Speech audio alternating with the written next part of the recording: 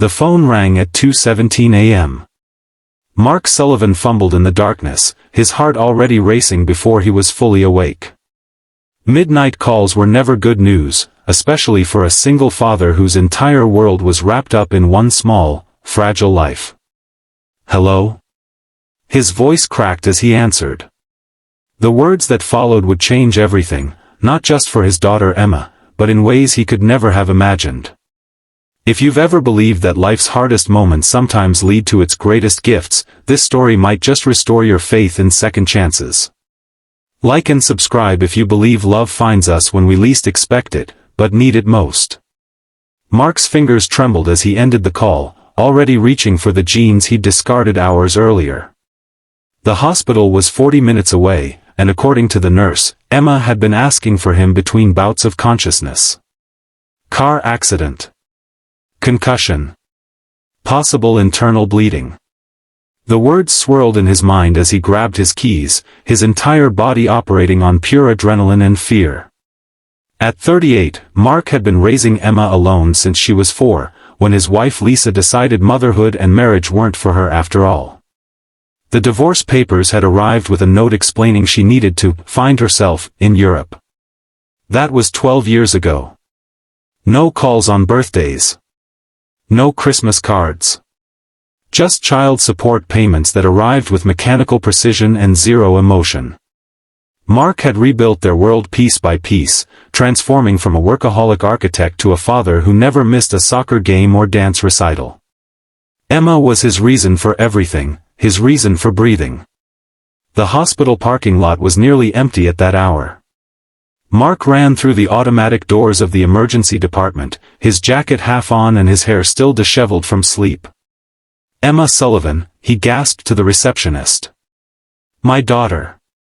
She was brought in, car accident." "Sir, if you could please fill out these forms." "Please," Mark interrupted, his voice breaking. "She's 16. She's all I have." Something in his face must have reached her because the woman's professional demeanor softened. "Room 4B. Down the hall, make a right." Mark nearly collided with a doctor exiting Emma's room, a woman with dark curly hair pulled back in a messy ponytail, exhaustion evident in the shadows beneath her eyes. Despite this, there was something striking about her, a quiet intensity that made Mark pause momentarily before his concern for Emma took precedence. "Are you Emma's father?" she asked, clipboard pressed against her chest. "Yes." "How is she?" "Can I see her?" "I'm Dr. Reyes. Your daughter has a concussion, 3 broken ribs, and some nasty lacerations, but she's stable. The internal bleeding we were concerned about appears minimal, but we're monitoring it closely." Her voice was warm but professional. "She's sedated now, but she was asking for you earlier." Mark felt his knees weaken with relief. "What happened?" "The nurse just said car accident." Dr. Reyes hesitated. "She was in a car with a boy who was driving under the influence. He walked away with minor injuries. Emma wasn't so lucky." The relief that had washed over Mark moments before was quickly replaced by anger and confusion. "What boy?" "Emma told me she was staying at her friend Jess's house for a study group. That's something you'll need to discuss with her when she's awake. You can go in now. Just, be prepared. She looks worse than she is with all the equipment and bandages." Mark nodded, swallowing hard as he pushed open the door. The sight of his daughter, his vibrant, headstrong, beautiful girl, lying pale and broken against the white hospital sheets nearly brought him to his knees. Tubes and wires connected her to machines that beeped steadily. A large bandage covered one side of her face, and her right arm was in a cast. He approached the bed slowly, as if afraid his presence might somehow hurt her more. Gently, he took her uninjured hand in his. "I'm here, Em," he whispered. "Dad's here now." Hours passed as Mark maintained his vigil by Emma's bedside. Nurses came and went. The sky outside the window gradually lightened from black to deep blue to the pale gray of early morning. Dr. Reyes returned several times to check Emma's vitals and adjust her medication. During her third visit, as she was examining the stitches on Emma's forehead, Mark finally spoke. "You've been here all night." Dr. Reyes glanced up, a small smile touching her lips. "Double shift." "Almost done though." "Thank you," Mark said simply. "For taking care of her." "It's my job, Mr. Sullivan." "Mark," he corrected automatically. "Mark," she acknowledged with a nod. "I'm Elena." There was something in the way she said his name, something that made him notice the flecks of gold in her brown eyes, the gentle curve of her mouth. It had been so long since he'd really looked at a woman. Since Lisa left, his life had been consumed by work and raising Emma. Dating seemed like a luxury he couldn't afford, a distraction from what mattered most. Elena finished her examination and made notes on Emma's chart. "She's doing well, all things considered. When she wakes up, she'll be in pain, and she might not remember the accident right away.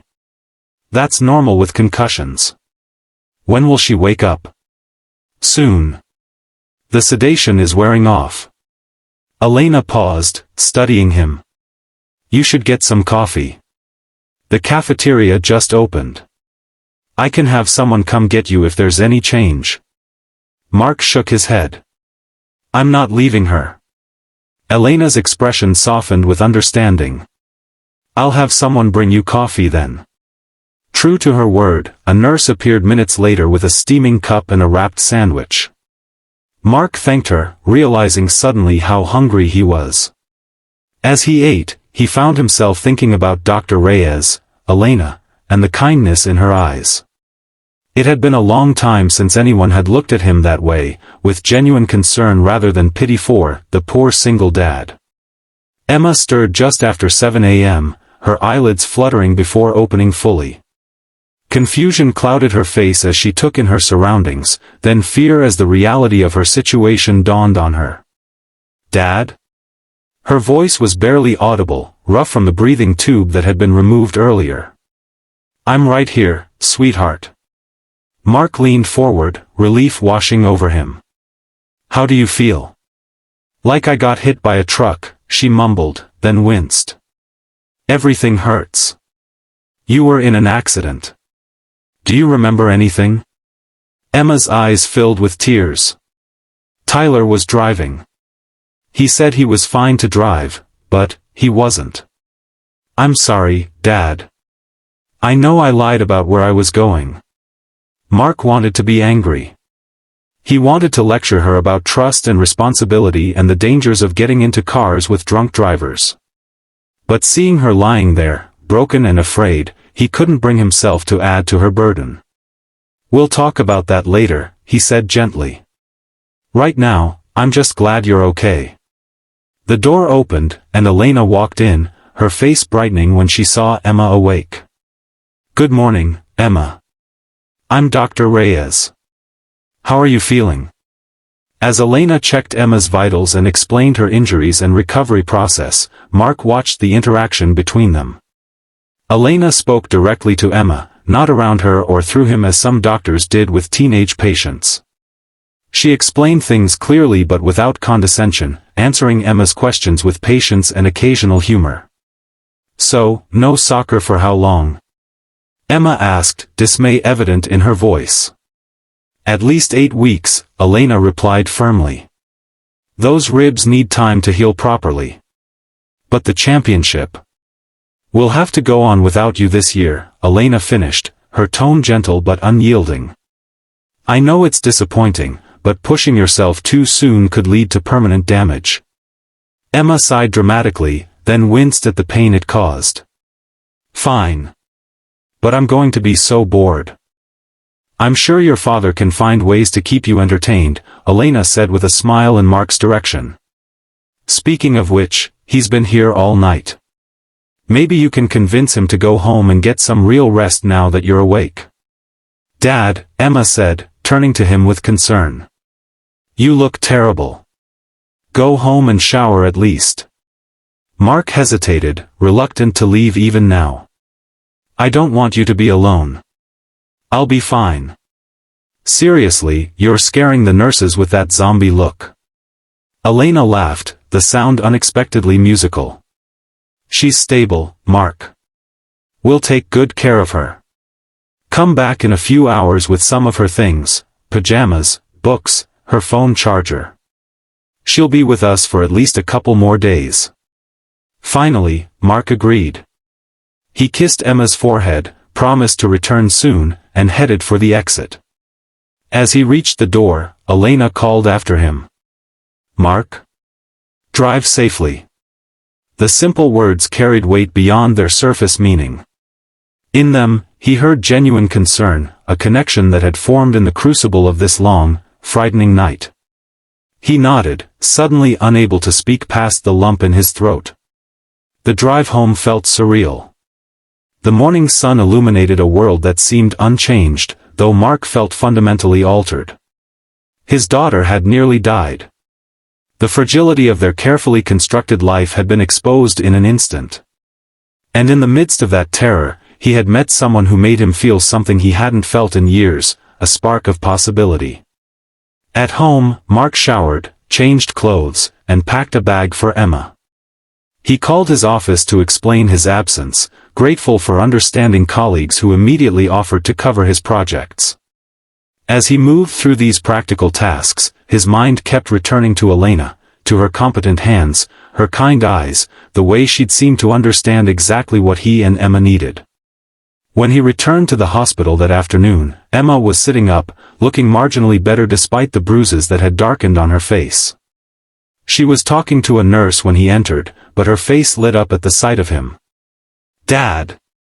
Please tell me you brought real food. Mark held up a paper bag. Grilled cheese from Milo's. But only if Dr. Reyes says it's okay. Dr. Reyes said what's okay? Elena appeared in the doorway behind him, and Mark felt an unexpected flutter in his chest at the sound of her voice. Contraband grilled cheese, he admitted, turning to face her. She had changed into fresh scrubs, and her hair was now in a neat braid. She looked tired but somehow more vibrant than before. Elena pretended to consider this seriously. Well, hospital policy strictly prohibits outside food, but I suppose I could look the other way just this once. For medicinal purposes. Emma grinned triumphantly and reached for the bag. As she unwrapped her sandwich, Elena motioned for Mark to step into the hallway.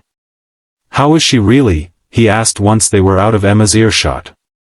Physically, she's doing well. Her latest scans look good, and the internal bleeding has stopped completely. Elena hesitated. Emotionally, she's processing a lot. She told me more about what happened last night. The boy, Tyler, is a senior she's been seeing secretly because she thought you wouldn't approve. Mark ran a hand through his hair, frustration and guilt warring within him. I had no idea she was even interested in anyone. When did she stop telling me things? Elena's expression was sympathetic. Teenagers.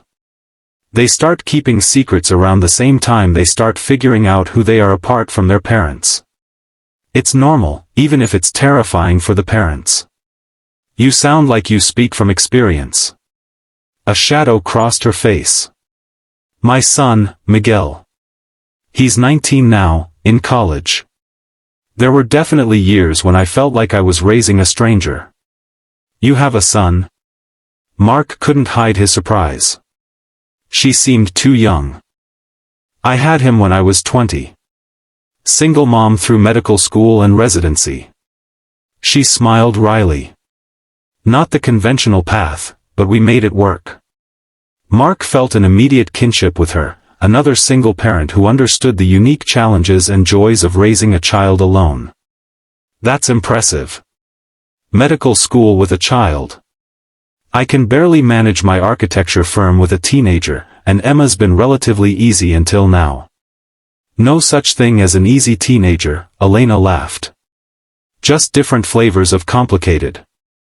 They talked for nearly an hour, standing in that hospital hallway as nurses and doctors moved around them.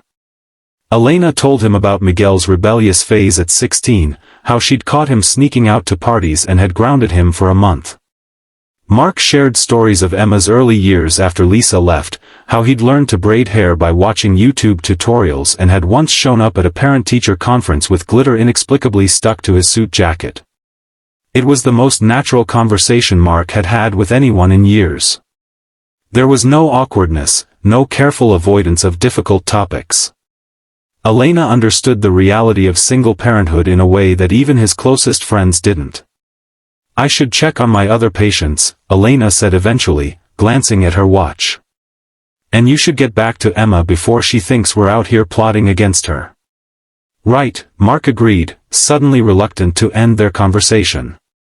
"Will you be here tomorrow? I mean, is Emma still under your care?" "I'm off tomorrow, actually. Dr. Patel will be taking over, but I'll be back the day after." She hesitated, then added, "I'll check in on her anyway, though."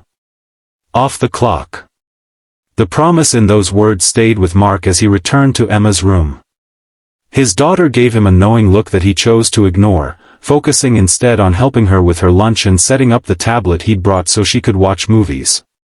The next 2 days fell into a rhythm. Mark spent most of his time at the hospital, working remotely when Emma was sleeping or distracted by visitors. Her friends came by with cards and flowers, appropriately subdued by the seriousness of the situation. Even Tyler appeared, looking terrified and remorseful, bearing a teddy bear almost as large as himself. Mark had to step out of the room during that visit, not trusting himself to be civil to the boy who had endangered his daughter's life. True to her word, Elena stopped by on her day off, dressed in jeans and a simple blouse that made her look younger and somehow more approachable. She brought a book for Emma, a fantasy novel about a young female warrior that she thought might resonate, and spent 20 minutes chatting with them both before leaving for what she described as a thrilling afternoon of laundry and grocery shopping. When she returned to official duty the following day, Mark found himself looking forward to her visits to Emma's room more than he wanted to admit. There was something about her presence that brought calm and clarity to the chaos of the situation. She was straightforward but kind, professional but warm. And sometimes, when she thought he wasn't looking, he caught her watching him with an expression that made his pulse quicken. On Emma's 4th day in the hospital, Elena announced that she could go home the next morning. "You'll need to take it very easy for at least 2 weeks, she instructed Emma. "No school yet. Limited screen time because of the concussion. And absolutely no physical activity beyond walking slowly around the house." Emma groaned. "So basically, I'm still in prison, just with better food." "Think of it as a court-ordered vacation," Elena suggested with a smile. "Your dad will need to play nurse for a while. Think you can handle that?" This last question was directed at Mark. "I've already arranged to work from home for the next 2 weeks, he assured her. "My business partner is covering all site visits and client meetings." "Good." Elena made a final note in Emma's chart. "I'll get the discharge paperwork started for tomorrow morning. You should be able to leave around 10 a.m. As she turned to go, Mark found himself speaking without having planned to. "Elena, Dr. Reyes, would you? I mean, I'd like to thank you properly for everything you've done for Emma. Maybe dinner sometime? When Emma's feeling better, of course. Both of you, I mean." The words tumbled out awkwardly, and Mark immediately felt like a teenager asking someone to prom. He was acutely aware of Emma watching this exchange with undisguised interest.